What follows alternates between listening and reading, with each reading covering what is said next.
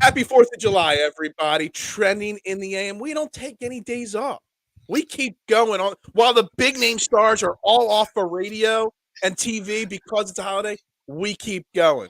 We're going to continue our conversation from yesterday. Concerns for the Eagles 2023 season.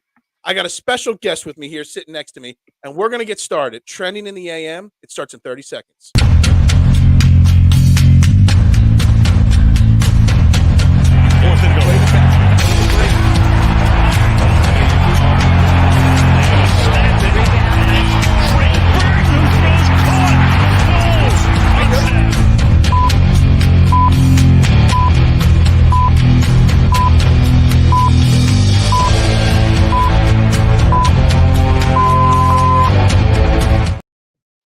And a very good morning, everybody, and welcome to Trending in the AM right here on Philadelphia Sports Network. We're live, Facebook, YouTube, Twitter. You know the drill. Like, share, retweet, follow, subscribe, comment, turn notifications on, tell a friend, tap on the shoulder on the person next to you on the beach right now and tell them to turn on Trending in the AM right here on Philadelphia Sports Network because it is the only sports show in the Philadelphia area where your opinions actually matter. It is the 4th of July, so we are going to celebrate the 4th of July in fashion today, talking negatives, Eagles concerns for 2023. We'll also talk a little 4th of July, a little Joey Chestnut, whatever else comes up in the conversation. I am your host, Phil Stiefel, and I got, for the first time in, I think it's about 3 months since he's been with me on the show, my main man, Marc Moscatelli, at Marc with a C. Good morning, Marc, coming to you live from the beach there somewhere, right? Yeah, we're down in Margate for the 4th of July. We're going to do a little barbecuing on the beach. We do it every year. Thank you for having me on the show today. I gotta kind of bring you back to like walk the straight and narrow here because you're like off the charts with a lot of this stuff. Yeah, since you've been hosting by yourself, I got to kind of rein you back in a little bit, man.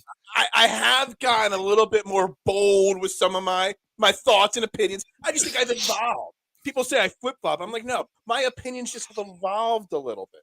But you say you're barbecuing. I got to ask, what's on the barbecue menu and what's your favorite things to barbecue? Because obviously the 4th of July is all about barbecue.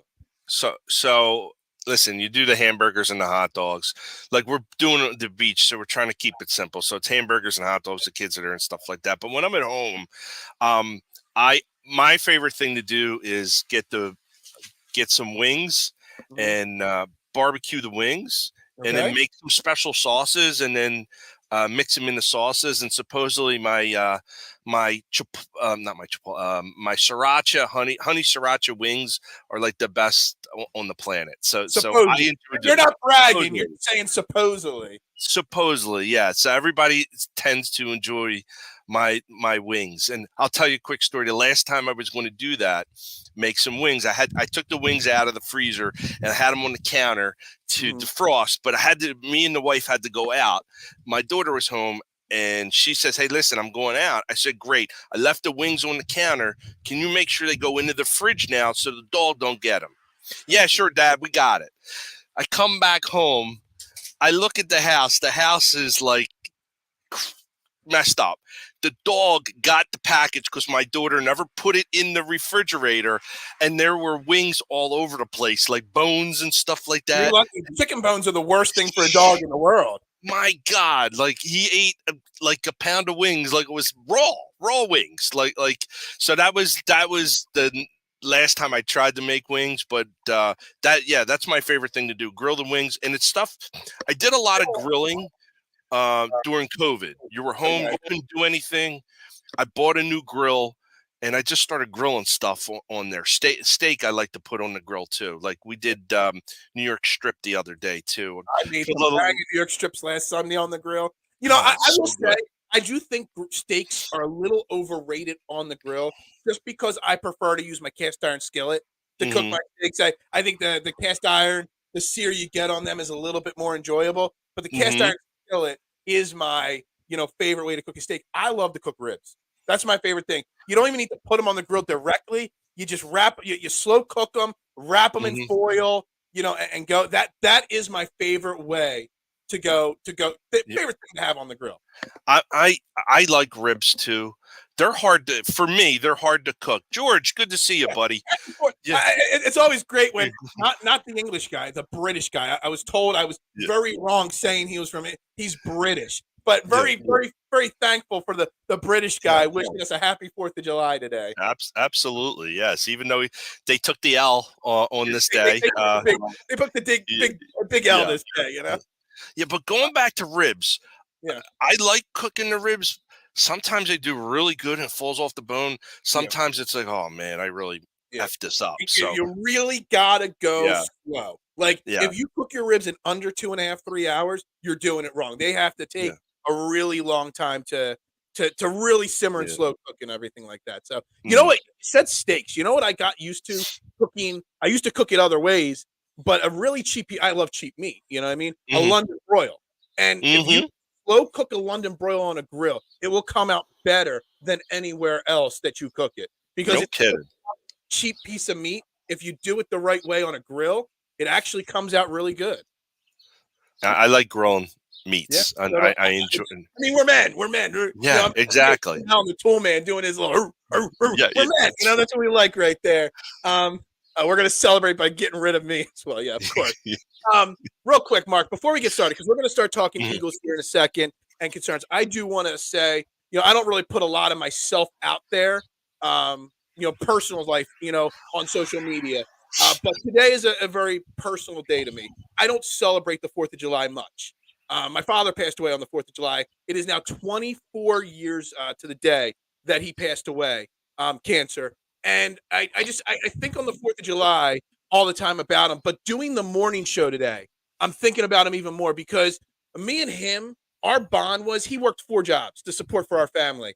And we used to go out very early in the mornings on the weekends delivering newspapers, listening to WIP, listen to Stan Hochman, legendary, reporter for the Phillies. We listened to the sports reporters on WIP. Basically, every Saturday morning as a child, from 4 a.m. to 10, 11 a.m., it was us in a car delivering newspapers, listening to sports talk. And I know if he was listening to me now, if he was around now when I was doing this, he'd be in the comments just like Big Ed, in the comments all the time, just literally disagreeing with everything I would say, just to disagree, just to create a debate. So my wanting to debate and always trying to bring up the other opinions or the other options in a debate is really just basically off of him. I yeah. still remember one of my greatest memories of listening to sports talk. What year did we trade for in the draft Eric Lindros? Was that like 1991? 92, 92? 1992. We were in the car delivering newspapers when WIP broke that news. And then we traded Peter Forsberg's rights for Eric Lindros's rights, basically. And we were in the car together. And he's like, "What? We just got our we gave up." He was so high on Peter Forsberg that year, and I still remember him just overreacting into the car to that news. And I was sitting in the back of the car. There were no seats because there's so many newspapers. I was basically sitting on a bundle of newspapers in the back of the truck, and I just remember that. And so this episode, Mark, I just want you to know this is dedicated to him today. I don't think I've ever done a show on the 4th of July before, so this is for my pops up there. So just so you know. Well said, Phil. And thanks for sharing that personal tidbit. There's Big Ed. Yeah, Big See, Ed's in there. Good morning, my man. must have came up on his notifications. Yeah. Dad, it was a last minute request that Phil obliged to have me on. So blame Phil, don't blame me. That's a great story, Phil. Yeah, I mean, I don't like getting sappy. I don't like putting my personal life out there too much. Outside of the dogs in my life, I don't put much out there.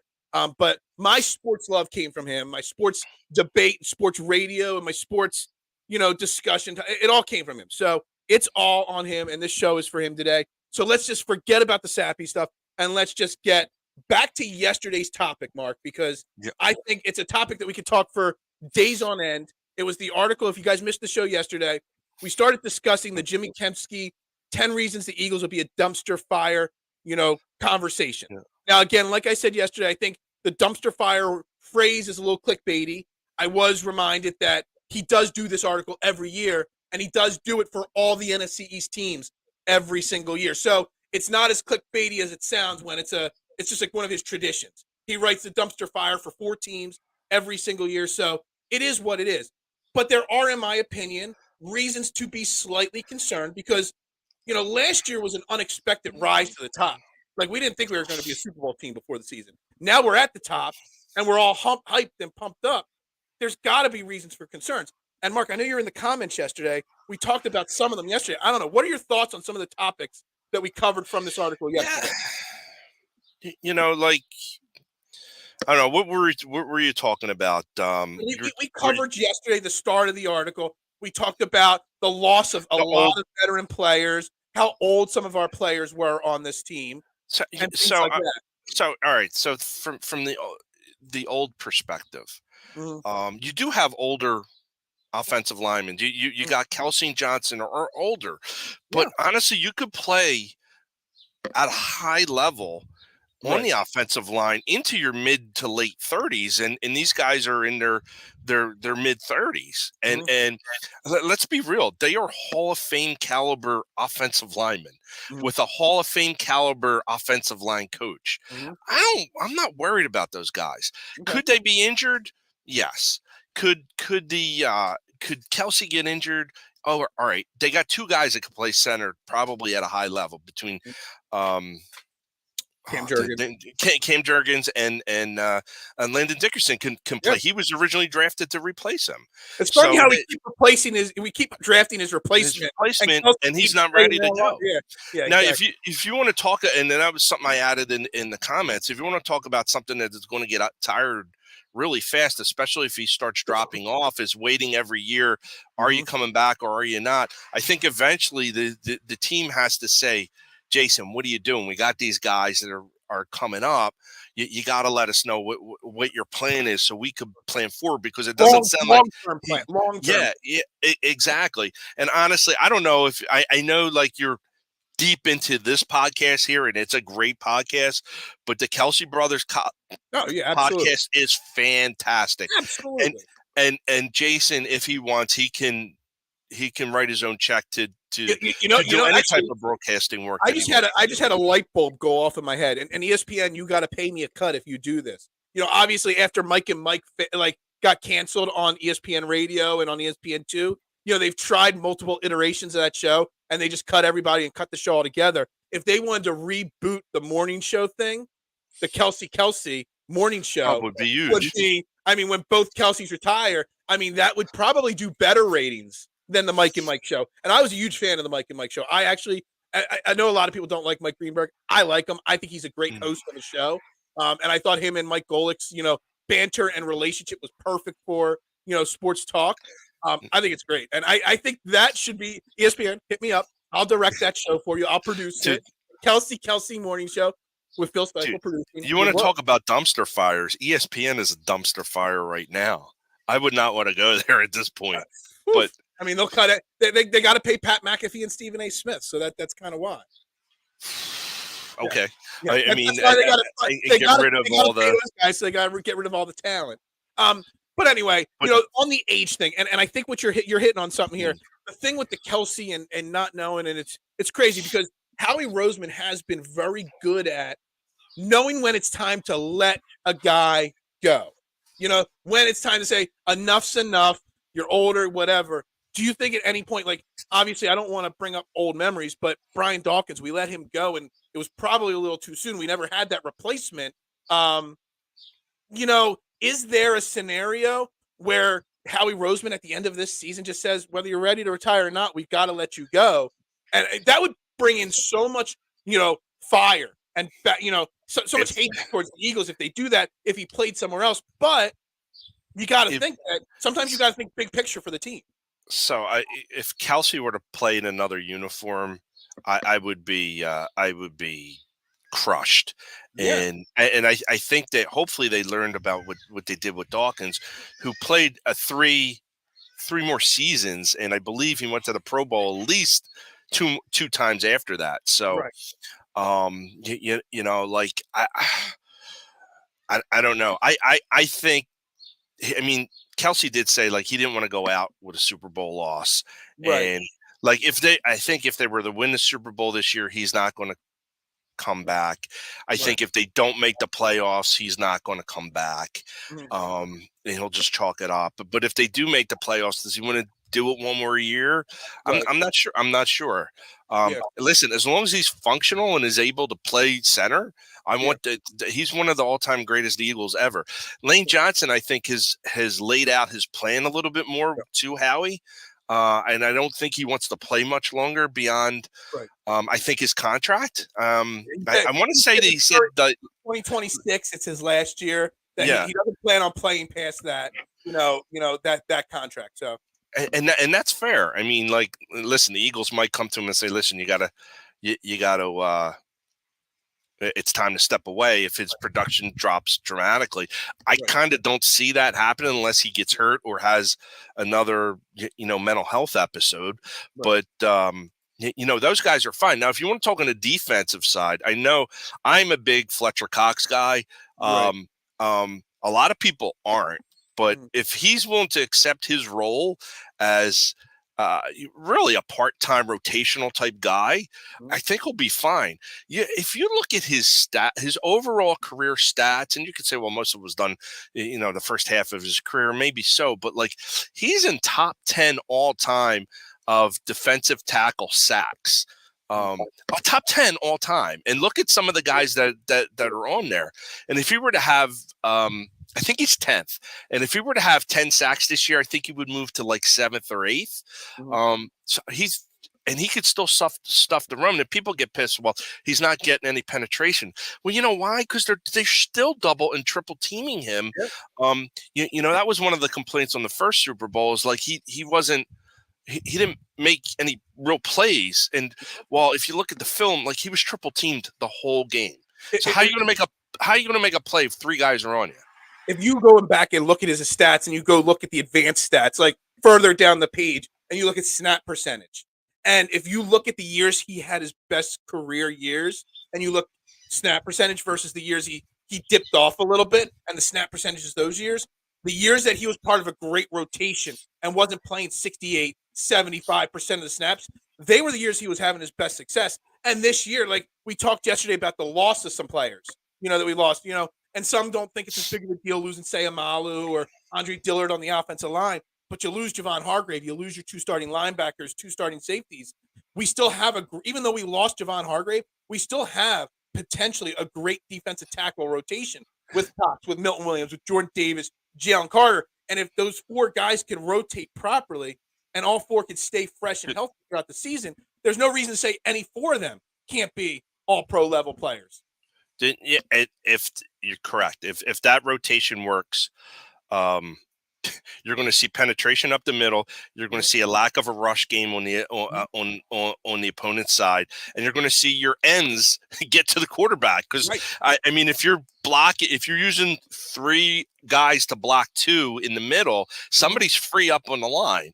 So does that mean Brandon Graham is going to, have another resurgence? Think about it. Brandon Graham was 35 years old, and he still had double-digit sacks last year. Why? Because we had a great rotation on the outside. This year, we still have a great. You add Nolan Smith to Josh Sweat, Brandon Graham, Hassan Reddick. Don't forget Dirk Barnett. I know people hate Dirk Barnett, but he's your 5th or 6th defensive end, and you got Nolan Smith, who you drafted. Does he make the team? Does Derek Barnett make the team? Maybe, because he's probably cheap. He's on a cheap deal right now. There's a chance. The Eagles always stack their rosters heavy on the line. There's a chance that he makes the team. It's not set in stone, but if it's between him and, another cornerback or another – there is a chance that Derek Barnett – I would put it over 50% that he's on the team. I mean, and again, Phil, like counting on him to be a starter with multiple, 75% or more of the snaps versus a rotational guy less than 50% are 2 different things. I think he could be fine as a lower end rotational guy. He's going to play the Vinny Curry role from a couple years ago, where Vinny Curry was just in there on 3rd down, 5 to 10 snaps a game, and he'd be fine because it takes the pressure off. Unless a team wants, to make a trade for him, I would say he's probably on this roster. I'm okay with it. Listen, at the end of the day, I do have a heart, and I feel like the guys that got us that Super Bowl win. Mhm. And listen, he recovered that fumble, man. Like it's hard for me to like say, all right, you gotta get rid of him now. And I'll stick it out with him as much as possible, as I will with Brandon Graham I and still Fletcher don't think he's that Cox. And bad of a player. I think a lot of his penalties aren't even penalties. He gets reputation flags thrown at him. You know what I mean? If it's a borderline call and they see his number or name on the back of the jersey, they throw the flag because it's who it is. yeah. I still think there's a valid, or a valuable part of a team with someone like him on back end. Let him learn how to play special teams. Let him do other things, and you've got him there just in Mhm. case. Yeah. No, I'm okay with that. I'm okay All with right. that. I want to get into some of these other points on this Yeah. article. And real quick, make sure you're liking the video, guys. We got only 7 likes, man. Mark comes on, and all of a sudden the likes go down. We got 7 likes on YouTube, 1 on Facebook. Likes equal more minutes, more views, more hours on the air. So make sure you're pounding that like button for us. And I want to dip down to a lower part on this article and bring it up. And it's something that me and George have talked about a lot off the air, and that is the adversity. And this team has not faced any adversity in a while now. Like they faced zero adversity last year, not just on the field adversity, but also behind the scenes adversity. And that does go to the fact that we've got a great leader in Jalen Hurts, a great coach in Nick Sirianni. But what if? What will happen if, we start losing some games? What if, AJ Brown isn't getting the targets he likes? What if things start snowballing out of control? Do you ever get concerned? Because I think there's a lot more divas on this team than we realize. And when things are going great, like they did last year, the divas keep themselves under control. But when adversity hits, and we've got that really tough stretch of the schedule, when adversity hits, the divas, Who's your diva? Who's your diva? my number one diva is AJ Brown. Absolutely. I still stand by my fact that Devontae Smith is a better wide receiver, and he'll prove it this year than AJ Brown. That AJ Brown agree with is you a there. top 10 guy, but I think AJ Brown's a top 7 guy in the NFL after this season. So, but what happens to AJ Brown when all of a sudden Devontae Smith is getting all the attention? Or what if we start losing and AJ Brown's only getting 3 catches a game, and he goes to the meeting and goes, "Well, I'm not getting the ball enough. That's why." So I'm going to tell you that AJ Brown on the Eagles is significantly different than AJ Brown on the Titans. Okay. Same deal. He had a mental health issue with the Titans, and that's why I was a little apprehensive bringing him in. But the Eagles do a really, really good job with stuff like that. So he's got a better support system. He's got his best friend on the team. I would like to think that Jalen Hurts will walk him off the ledge on stuff like this. And from the fact that you're saying that they faced no adversity last year, I think that's a bullshit point. Okay. What did they face? All season long, you've talked about Jalen Hurts. I don't know if he's got it. He can't throw the deep ball, and then he got hurt. And you see, with him not here now you can't win. And then he's only winning games because he's using his legs, or they do that first down push on the line.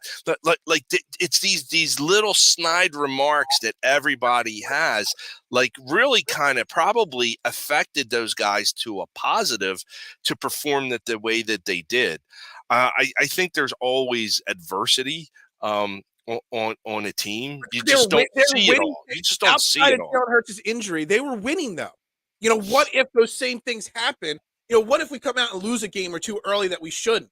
And now all of a sudden the Jalen Hurts questions pop back up. And then all of a sudden it starts, adversity is easy to handle when you're winning. What happens to adversity? What happens to Nick Sirianni if they start losing and people question him? Well, I think they're going to come after him first. I mean, you look at him and listen, he's still a little goofy. But he's also replaced both of his coordinator. Yeah, and as Mark said, I mean, there was some AJ Brown, Gardner Minshew, beef during those 2 starts last year. So it is possible that some of these divas look, and I think there's other divas. I think Derek Clay is a diva. I really do. Fletcher Cox, we've talked about him. He's got a bit of an ego too. there are egos on this team that things could backfire. Yeah, and they've also gotten rid of probably their biggest diva, in CJ Gardner-Johnson. Yeah, I'm going to be honest with you. I think they dodged a bullet. When you talk about team chemistry, and I'm a big proponent of team chemistry. I think the team that they have constructed right now is really good. I think their head coach is, again, goofy but good. He's got two new coordinators. Now they're both the offensive coordinator, Brian Johnson, he's internal. Was their defensive coordinator internal? I forget. He's from Seattle, right? Yeah, Sean Desai. He was with Seattle last year. He was the defensive coordinator of Chicago, that dumpster Nagy last year in 2021, where they got destroyed every week. He's basically a Nick Fangio, disciple. I actually am more confident in Vic Fangio or in Sean Desai than in Brian Johnson, because at least Desai has been a defensive coordinator in the NFL before. Brian Johnson's never been an offensive coordinator in the NFL before. He's never called plays in the NFL before. Doesn't matter. What if all of a sudden these play calling, doesn't work out, and all of a sudden you got chirping, you got the media, you got the podcast, you got people all breathing down his neck. You got guys like Phil coming on the show and blasting people. Yeah. I'm not concerned about Brian Johnson. I mean, he grew up with Jalen Hurts, and I think he's going to. He coached him in college, and he's here now. I think that is a match made in heaven. I think Sean Desai will be okay. They didn't get rid of their special teams coordinator, probably because they didn't want to lose all three in one off season. I think that's a fair reason why, because they obviously had the worst special teams in football last year. Yeah, and it honestly cost them in the Super Bowl with that punt return. It's. And George here, all we've seen is that he's worked with a few injuries. He wants to see, and I think injuries, coincide with adversity. And we were that was another point in this article from Jimmy Kempski was, what if we've got a really great team, but there are certain positions we do lack depth at, and what if an injury goes down? Somebody goes down with an injury. Look, whatever with Gardner Minshew, Marcus Mariota, if Jalen Hurts goes down for more than 2 games, I don't care who the backup is, we're going to struggle. But other positions, wide receiver, we're not very deep at. Offensive line, we've got a great offensive line, but we're not very deep in the trenches at offensive line. Outside of our defensive line, I would not be super confident if one of our starters went down at multiple positions. And that would be a question. How will Nick Sirianni, how will Jalen Hurts handle the adversity when all of a sudden guys start? You remember 2020? How many guys got injured in 20? Just on the offensive line alone, how many guys got injured in 2020? Yeah, that was bad. That's the other far extreme. But how does the team handle adversity when things don't start going right? When guys start going down? What if A.J. Brown gets hurt or Devontae Smith gets hurt? Then you got Quez Watkins starting. That's a problem right there.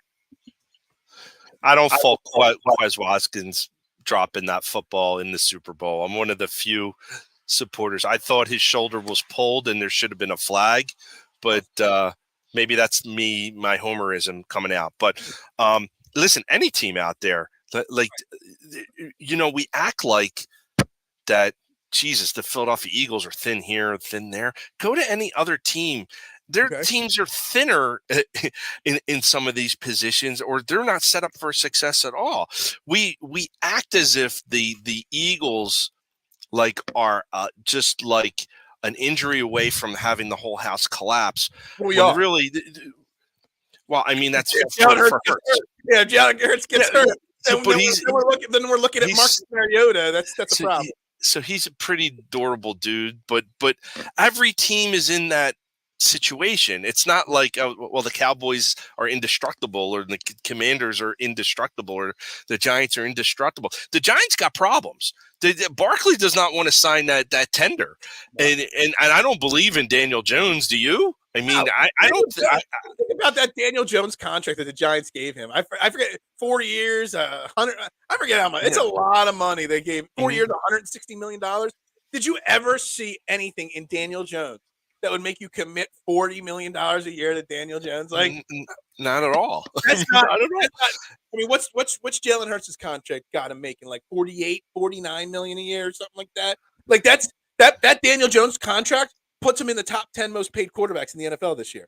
Like that's insane, isn't it? It is, and I didn't say it, but maybe Brian Dabble can I don't know, get him to play like Josh Allen. Like I don't know, but I don't see it. I don't see it.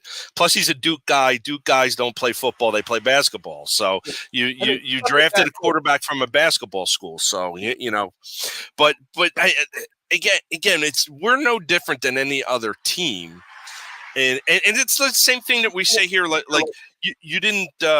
Your schedule's the toughest schedule. I'm sorry, dude. Like everybody's got to pretty much play the same teams in the division.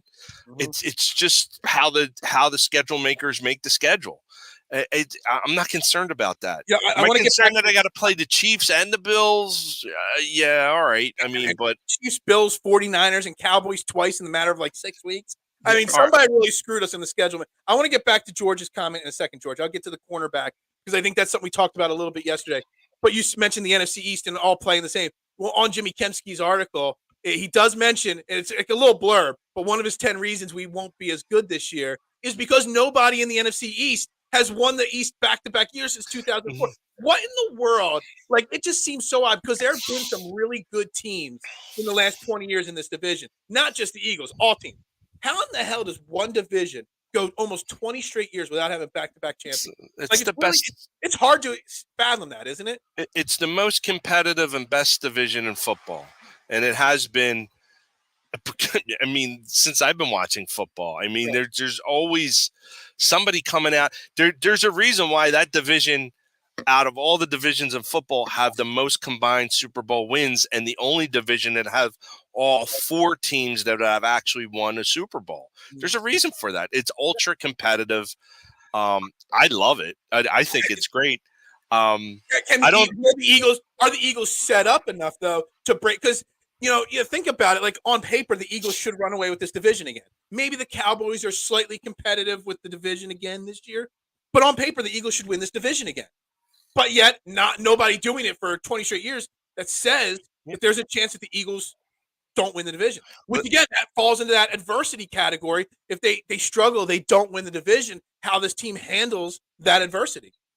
So look at the last 3 Super Bowl Eagle teams. What did they do the next year? In 81, they were a wild card and got blown out by the Giants, and then 05. I think that was the Mike McMahon year because McNabb got hurt, and I think they won 6 games that year.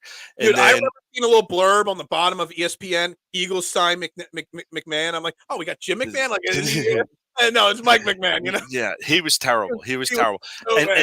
And the year after the Super Bowl win was, again, you couldn't trust Wentz, and you had to pull Foles out of the closet again to will them back into the playoffs. So to Jimmy's point, they're probably are not going to be 14-3 again and be in a Super Bowl.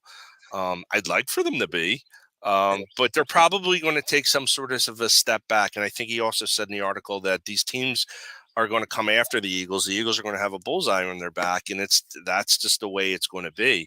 I actually hate that phrase right there. Bullseye on the back? Yeah, that everybody's going to target. Shouldn't everybody give he hints at it in the article that every team's going to give their best effort against the Eagles, but not against other teams. Like, shouldn't you be giving your best effort every week, no matter who the opponent is across the field from you? Like, I hate when people say, well, because they're the best, that's the team that everybody circles on. You should be circling every week. You should be giving 100%. That's just my mentality. It's 100% every day, all the time. And Jalen Hurts has that mentality too. But I don't like that. Well, everyone wants to beat us because we're the Eagles. I don't think people like the team, the organization, and the city. So I mean, I think it's natural for people to want to target the Philadelphia. Nobody likes this to have anything nice. I mean, it's been like that for as long as I can remember. And I see teams coming after them, but I am very confident in the team leadership. Mhm. With a guy like Hurts, like he really stepped up his game, Mhm. and from a leadership perspective, to the point where like unbelievably, like I was surprised. Mhm. When you compare him to the last couple quarterbacks that we had, like Wentz was not a leader. No. Foles was reluctantly a leader, and he led just by winning. You know, this guy's got something different about him. So when you talk about the, the hey, they're going to take a step back or adversity and stuff like that, I think he's going to help calm the room a little bit and put the fires out before they get external. So Yeah. I'm pretty confident on that. And I just want to address George's yeah, comment.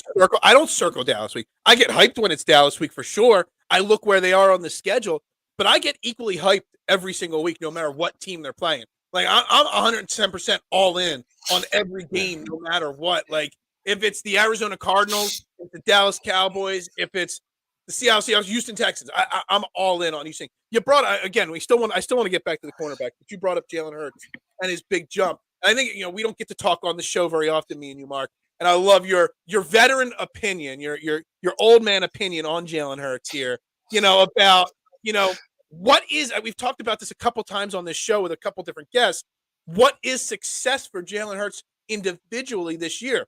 Because you can't expect another jump of that level from Jalen Hurts again. If he takes another jump that much, then he's the greatest quarterback of all time, kind of. You know what I mean? Like is equaling last year's numbers and performance, like success, is even taking a slight regression success in your mind, like leveling out a little bit? Because that was an all-time great season from Jalen Hurts last year. I would say that, like, from a statistic standpoint, I'd like for him to throw for 4,000 yards and 30 touchdowns. I mean, he has enough offensive weapons out there that he should be able to do that. Mhm. And whatever perceived deficiencies you have in his arm strength should be made up by his receiving core. Yeah. So I will like that. Honestly, Phil, the one thing that just keeps sticking in my mind that this guy is different is that Super Bowl press conference when he said, "I had a purpose before any of you had an opinion." The dude has a plan. The dude has been slighted really everywhere he's gone. Like, he lost his job in the Alabama, what was it, the championship game where Tua came in the second half, and he could have like been a malcontent. He wasn't. He stepped and went to Oklahoma and did great things there too. Like, and he has this purpose, and I don't think anybody's going to get in that man's way. And I think, I'm glad he was given the opportunity to show what he does have. I don't think it's a one-year fluke. I think you saw traces of it in 2021. And he definitely saw it obviously last season. So I think there's nowhere to go but up. I'd like for him to maybe stop running a little bit. Look, I'm doing the Edge of Philly with Mr. Crockpot Deebs. They do an over-under prediction show every year, and I'm doing that this Friday with them. And last year I got crushed because I had an over-under of 18 and a half sacks for Hassan Reddick, and everybody just crushed me. And then I'm getting hit up. Look, no sacks through 2 weeks, and he almost hit 18 and a half sacks. So it's all about a bold prediction. And my bold prediction is more of a 1. And my bold prediction this week, and it's just a little tease. I haven't even figured the exact numbers. I want under 500 rushing yards for Jalen Hurts this year. That's a huge drop off the 750 or whatever it was he had last year. But I don't want to see Jalen Hurts rushing that many times a year. And I saw somebody did a breakdown of how many of his runs were tush pushes, how many of his runs were kneel downs, how many of them were scrambles, design runs. He was still averaging 5 or 6 design runs a game.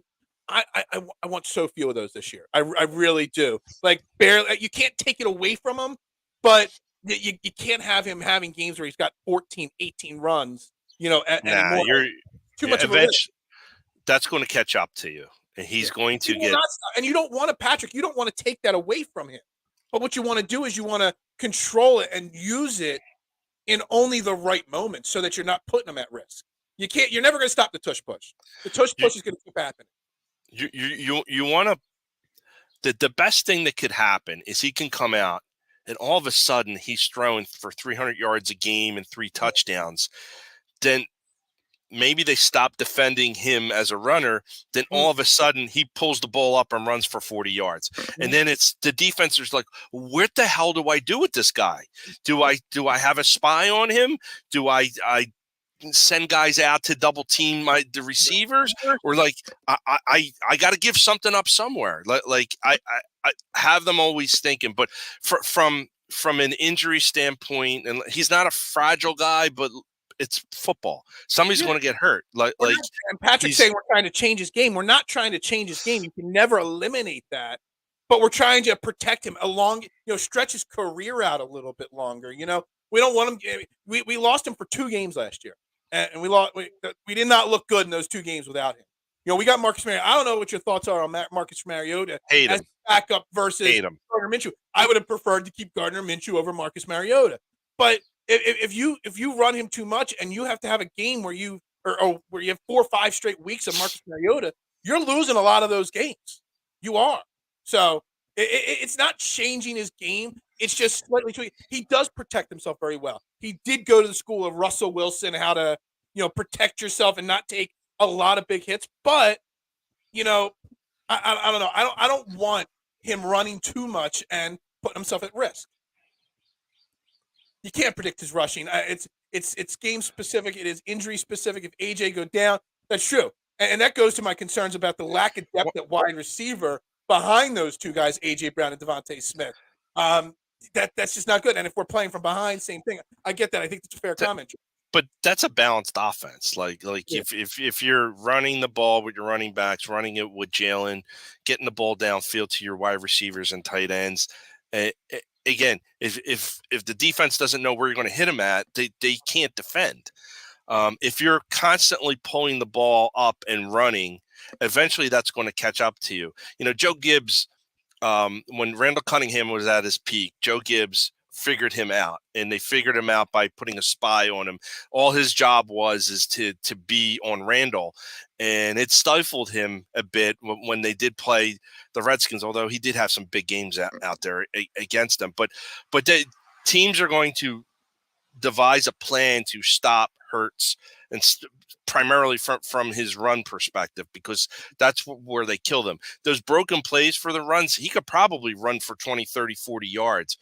But like scheduled runs, I guess, or scripted runs, we can do without those. Because he's on the broken play, he's going to run anyway. And he's going to make some things happen. The only scripted runs I would like is those short term. Well, then keep him in the pocket. You keep him in the pocket. I don't know, Patrick, where I saw it on the exact numbers, but there was some analyst put out the numbers. He led the league, or was second in the league, in every single pocket passing quarterback stat last year. Deep balls from the pocket. He led the league in percentages and QBR and all those analytic stats and stuff like that. Let him stay in the pocket. And Mark, I want to ask you an interesting question, because you keep saying the spy, and I've had Coach Dale Carlson on this show many of times. He's a great listen. The guy has learned from some of the greatest college coaches of all time. He worked under Tommy Tuberville and stuff like that. Yep. And we talked about Hurts multiple times on this show, and I brought up the spy philosophy, and he said the spy philosophy, you're going to see it go away completely.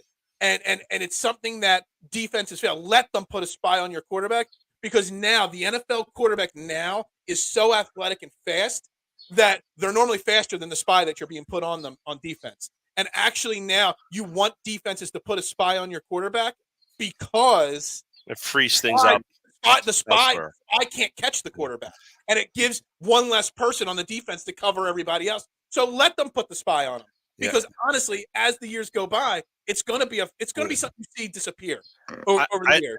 Listen, dude, I don't pretend that I'm a coach. I'm just an idiot fan, just like most of the people that have these podcasts. I've watched enough football. That was an interesting philosophy from Coach Carlson. Yeah. You have to evolve. Adapt or die is basically how it is. And that's why you see a lot.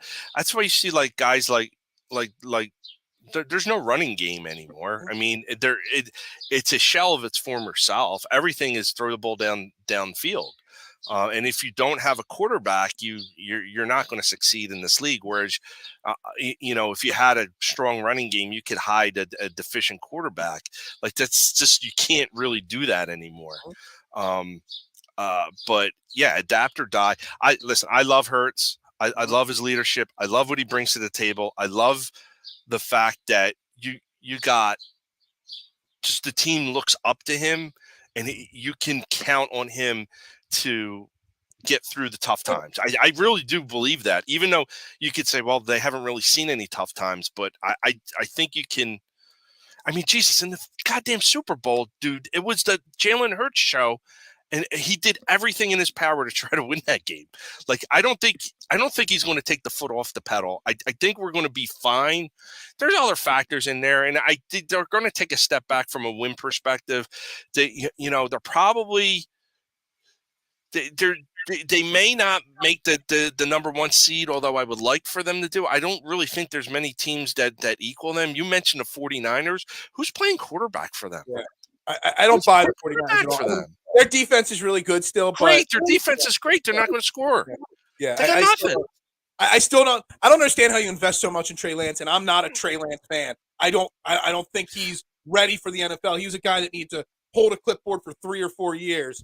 But Brock Purdy, man, the comparisons to Tom Brady and Joe Montana from him last year were so overhyped and so way too far in advance. I don't buy the 49ers, and I think there's more turmoil potential there in San Fran than there is in Philly. When you have a fracture, you fracture a locker room when you don't have a set idea at quarterback, because some people are gonna lean towards Lance, some are gonna lean towards Purdy. The ones that Purdy targets more are gonna lean towards him. The ones that want to see Lance more, it fractures a locker room when you don't have a leader at that quarterback position. Well, not only that, like both of them are coming off significant season-ending injuries. Yeah, and Purdy, when is he going to be ready to throw the ball? I don't know. Some are saying he may be ready for the start of the season. Some are saying halfway through the season. So there's so much we don't follow it detailed. San Francisco's, we're not following the beat there in San Francisco, so we don't know. But there are so many rumors floating around, so all over the place that I just don't know. Who knows? But outside them, who are you worried about? Kirk Cousins in Minnesota? Are you worried about not Detroit? At all. Detroit's going to ascend a little bit more this year. No, I'm not worried. They're not a quality team yet. Listen, Dan Campbell is a nutcase. Listen, he's very entertaining. I love him. He's entertaining as hell. But I don't. He's not the guy. And let's talk about Dallas, because everybody talks about Dallas. As long as Jerry Jones and Mike McCarthy are in charge over there, and Dak Prescott is turning over the ball, they are a non-threat. I'm sorry, they're a non-threat. And you talked earlier about getting hyped for the Dallas week. I give two shits about Dallas. My concern is the Giants. I need to beat the city of New York each and every time that I play them in any sport, Philly versus New York. And honestly, the Giants versus Eagles rivalry, I think, is 10 times better than the Cowboys rivalry. That's my opinion. I'm a Giants-Eagles guy, not a Cowboys-Eagles guy. Did you see that Netflix hired or made a deal with Jerry Jones to do a 10-episode docuseries on Jerry Jones? Well, why? I mean, who's going to watch that? I put it so it's a documentary, so there's no actors involved. But I put out there, if you did if you had to hire an actor to play Jerry Jones, who would you pick? And I got so many interesting, Tommy Lee Jones, Clint Eastwood, the skeleton from Tales from the Crypt, Clint Eastwood, Leslie Nielsen if he was alive, Billy Bob Thornton, Bryan Cranston. And then I had the perfect answer from my man Scooter McGill, Coach McGill from Talking 2 on 5. And his answer to who would play Jerry Jones in a movie was Jerry is too vain to let anyone play the role of him. He would play the part himself and ad-lib the entire script. And I thought that was the perfect answer on who would play Jerry Jones. He would have to play himself. And listen, that's why the Cowboys are now entering generation 2 of not even sniffing the NFC Championship game, let alone the Super Bowl. Like he is so involved and so in the day to day. Like, dude, just own the friggin' team. Let your people do the work. That's why I love. Jeffrey Lurie does put his fingerprint on the team a little bit. Like he does get involved in some of the draft decisions. but not to his level. And look, I want to address this, George. Dallas and Giants. I think the team that wins the NFC East wins the number 1 seed in the NFC. First off, I think the Giants could make a playoff run, but I don't think they're capable of winning enough games to win the division. Dallas, on the other hand, I do think are capable of winning the division. But again, also I agree that I don't think the Dallas or the Giants could make a Super Bowl run. In the playoffs, I would trust the Giants getting hot at the right moment, maybe a little bit more than the Cowboys would.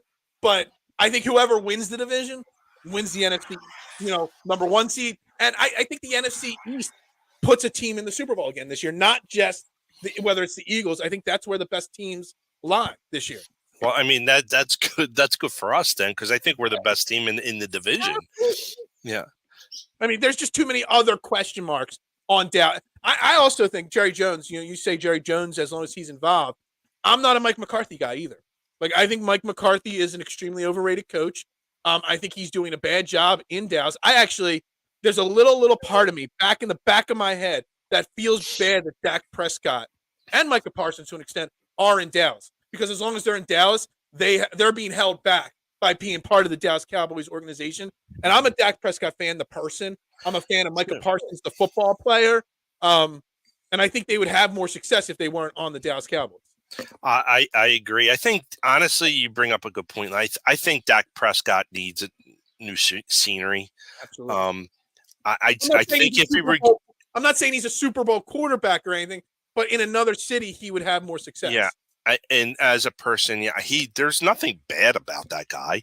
There's nothing bad about him being a quarterback. I just think like he's asked to do too much, on that team, and it's not that he can't handle the limelight there. Like, who wants to play for Dallas? I mean, like he could probably go someplace else and be exponentially better. I really feel that. And Micah Parsons wants to play in Philadelphia so bad. You can't tell me.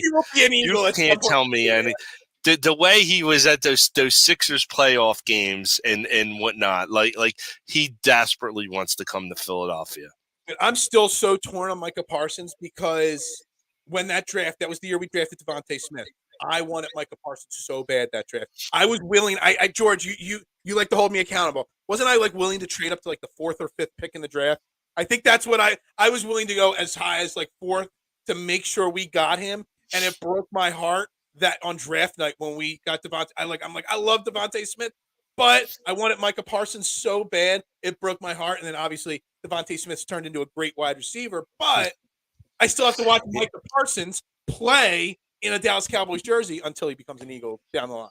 Yeah. It's funny, but with Facebook memories, you could look to see what you posted. And I looked recently when I was around the football draft, a Jalen Hurts comment I put out and a Devontae Smith. And boy, was I really wrong on both of them. Well, actually, I posted Devontae Smith and I put like a question mark. And then I looked at I had like 50 comments, all my friends, and they were like totally like bashing that pick. And at the time, it was like a big head scratcher. And then Devontae Smith, I remember the comment that I had is I weigh 1.5 Devontae Smiths because he weighs like 170 pounds soaking wet. And I was like, how's this guy going to get through an NFL football season? And my God, he's, like you said, I think he is the best receiver on this team. Yeah. And he just like you can always count on him. He doesn't take a game off. He's good for like 7 catches and 100 yards every game. And he does it like that. I mean, I'm not saying AJ Brown is streaky or anything like that, but I think Devontae Smith is. AJ Brown takes plays off. He doesn't take games off, but he takes plays off. He doesn't run out passes all the time. He struggles. He doesn't concentrate on blocking every single play when he has to. That's the diva mentality of him. If it's not coming to me, I'm not 110% every play. And you take the good with the bad because AJ Brown is so amazing. But Devontae Smith, there's a reason why Devontae Smith had a higher snap percentage last year than AJ Brown because he does the little things on plays that he's not involved in. Devontae Smith catches anything and everything that happens to be like in his circumference here. I've never seen a receiver like that catches a ball. Maybe like Chris Carter but everything in his area. The catches he makes, unbelievable. He is. That's why I like him.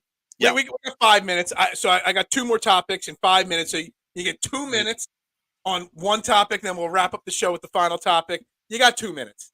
You call me a topper hater. Convince me that Rob Thompson is going to get us back to the World Series with the Phillies.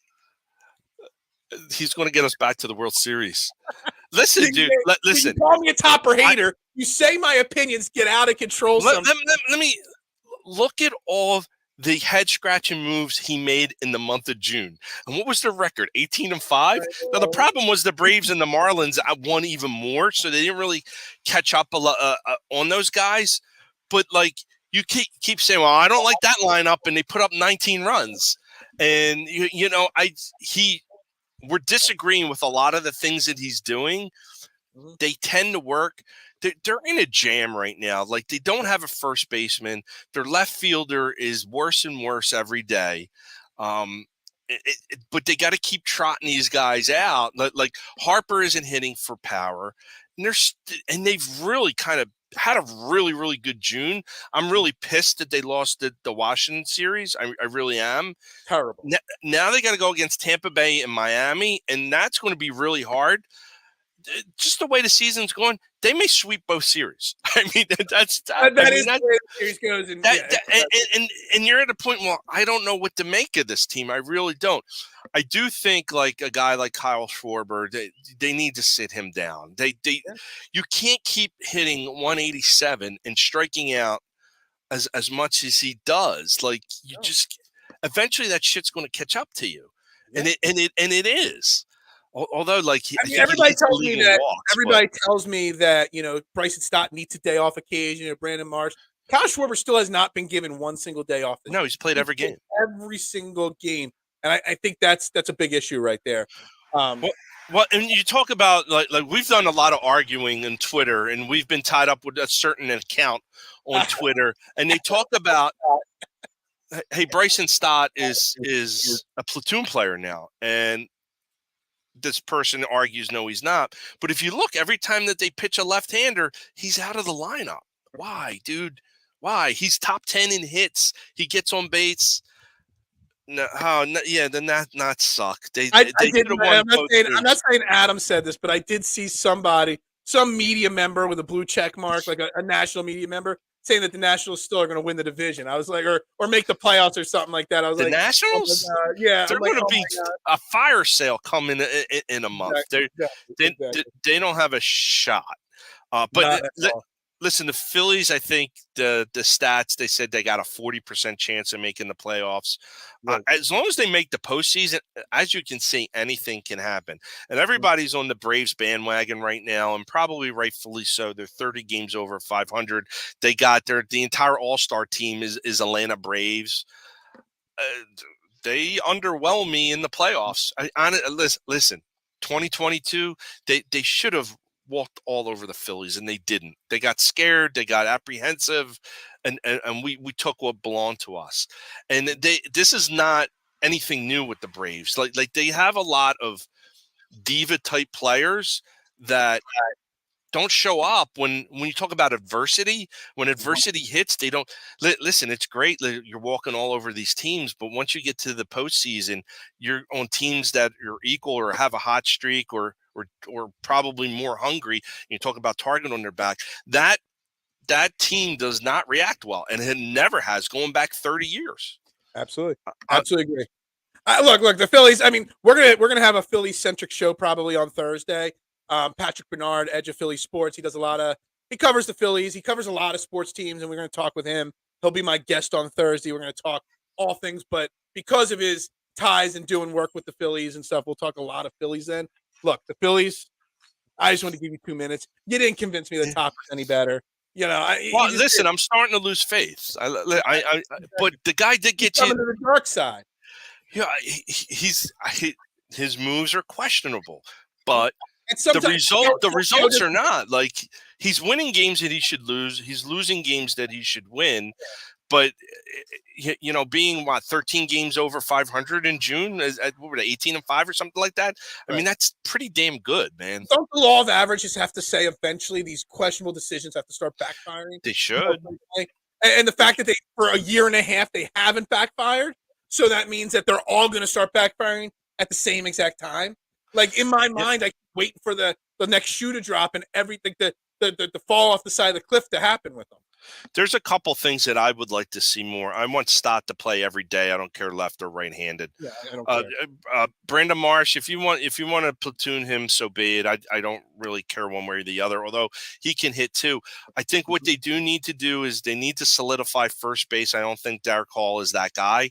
I do think they have to find a way to get Harper in the field to free up that DH position for Kyle, who will probably get a little bit more comfortable at the plate. Mm-hmm. And if not, if he's not going to DH, he's Posh has got to be a defensive replacement late in games. He just has to be. If you're batting 187 and striking out all the time, after his last at bat, he's got to come out and you got to put him in the field, man. You just gotta. And that is old way fundamental baseball that I think a lot of teams have lost touch with. All right. So let's bring this show full circle as we wrap it up here. We're into overtime here, over the hour mark. So 4th of July, biggest tradition on the 4th of July is Joey Chestnut dominating the hot dog eating contest up there at Coney Island. Mark, would you have changed some of your life decisions if you knew? I forget. I read an article that he makes this year on sponsorships because of the hot dog eating contest somewhere near $4 million. Because people, like the guy makes so much money just because. Would you have changed your life decisions and become a competitive hot dog eater if you know you could have made millions of dollars a year just stuffing your face with hot dogs? I mean, you look like you've eaten a few hot dogs in your day anyway. I've curtailed my hot dog eating as I got older. $4 million, something like that. I read some. I tried to Google search it. Hot dogs. I Google searched it last night. I'm like, how much money does he make? And I saw the number $4 million because of sponsorships, commercials, everything he'll make this year, not eating, but on advertisements and sponsors and commercials. Something like $4 million this year he'll make. Because is he the greatest non-4 major sport athlete of all time? I mean, is he an athlete? Because, I mean, it takes some skills to do that. He body slammed the guy on stage last year in the middle of eating like 80 hot dogs. Yeah, when the guy jumped out and like an animal rights activist or something like that jumped up on stage and he took him out. You know what I mean? And still won the hot dog. $4 million. I got to tell you, I would, if somebody came to me today. Big Ed read something about that too. See, if somebody came to me today and offered me a contract for $4 million, say you need to start eating hot dogs, I'd probably sign the contract and start eating hot dogs. I can be honest with you. Listen, I enjoy a good hot dog. But like I said, as I get older, when you read the ingredients, I know it's like, oh, dude. Well, there was a movie. I don't know if you ever saw it. It's called The Great Outdoors with John Candy and Dan Aykroyd. And that one of the themes of it is don't eat those hot dogs. You know what they're made of? Lips and assholes. And it's whatever's left on the pork floor they make into the hot dog. So as I realized that, but. Go to Dollar Dog Nights and you pound down like dozen hot dogs at Dollar Dog Night at the Phillies game. Man, I just think about all the bad stuff. I got some really nice Italian sausages. That's what's going on my roll today and on my grill, not a hot dog. Very good, very good. You know what I mean? But the question is like for $4 million, I'd be competitive. Absolutely. Yeah, I'd probably. There's some foods I can eat. Like if there was a competitive eating contest of gnocchi pasta, gnocchis. You know what gnocchis are, right? I would win that every year because I could, if left unattained, I can eat, let's say, anchovy pizza. My dad could house the anchovy pizza. I could probably eat a pizza and a half in a sitting. But gnocchis, I could just go through them. I just keep eating. I love them. They're my favorite. Dude, hot dogs are a little bit harder, but the pasta thing. Let me tell you something. When I was a kid, I could eat more than I can eat now. I definitely was a big eater. I always would say, I would always stick my foot in my mouth and say, I bet you I could do that. And I worked at this one pizza shop and we didn't make homemade lasagna. They bought the pre-frozen trays of Stouffer's lasagna, cut it up, added a little extra sauce to it, and said it was homemade. but I dared somebody that I could eat one of those 6-pound trays of lasagna in one sitting in less than an hour. And someone's like, no way. So that person bet me $50. And I sat there in 1 hour and ate a 6-pound tray of lasagna. I felt so freaking sick, but I got it down. And I did not throw up for like an hour or two, like, just so I could keep the money and stuff like that. But man, I could eating. There's a competitive eating tour, and there are spaghetti and pasta eating out there. Man, that would be a tough one right there. Yeah, because it sits in your stomach and stuff like that, but it tastes good. When I was a kid, we used to go to South Street and just wreak havoc before the way South Street is today. And we would always end the day at Jim Steaks. We would go to Jim Steaks. And if you had been in Jim Steaks, you noticed like there was a sign like the world record of eating steaks, and it was by a woman. It was like 11 and a half in one sitting. And me and my friend said, you know what, let's try it. I got up to 5 steaks. 5 steaks. I was probably, I don't know, 15, 16 years old at the time. And I hit a wall like no other wall. And it just like, I don't know how that woman ate 11 and a half steaks. I ate 5. And I was dead for 3 days, man. It was bad. I don't remember throwing up, but I do remember being on the toilet shortly after. But I don't know how supposedly they drink a lot of water to stretch their stomachs out. And dude, do they regurgitate the stuff after they digest it? They don't regurgitate it, but they do work on a lot of other things. I don't know. I can't do it. There's no way at my age that I could do that kind of stuff. Like if you like for today, like Joey Chestnut is going on soon to eat these hot dogs, and he's probably going to eat a couple hundred hot dogs. Yeah. No, it's like I think like 80 is his record or something like that. Is that I don't even know. It's just he doesn't even need to. I think last year he ate like 70 some and still blew away the competition. Like I think his record is like 85 or 89 or something. How does Joey Chestnut the rest of his day go? Does he sit now that he'll do it mid-afternoon? Is that considered his lunch? And does he go home and have a nice steak dinner? Like how does that? Does he have a dessert? Does he have some ice cream afterwards? I can get really lowbrow here and say, I wonder what his bathroom routine is like after eating that many hot dogs. I wouldn't want to be in his home, but whatever. Oh man, I don't know. All right, we're gonna wrap it up. I know you're on vacation. I'm sure your family's waking up finally. I got the door. People are going in and out, in and out. My cousin just ran with the dog. He's exhausted. He came up huffing and puffing. So it's all going good, though. 4th of July show here. There will be no show tomorrow. I got an early morning at the pizza shop, big pizza order. So we'll be back Thursday, 8:30 a.m. Patrick Bernard from Edge of Philly Sports. Talking Phillies. We'll continue the Eagles conversation. Everything on the agenda, as always. I want to wish everybody a special happy 4th of July. Mark, I want to thank you for joining me. It's been a while since we've done a show together. It's been a blast having you on. Make sure everybody shoots him a follow. Marc Moscatelli. Mark with a C. I love the Mark with a C. Yeah. Then he puts his finger over it. I love it. Yeah. Everybody have a great day. Everybody enjoy your 4th. We'll see you on Thursday. We'll put a little picture up here on the screen as we play off here. Everybody have a great day, and we'll see you on Thursday.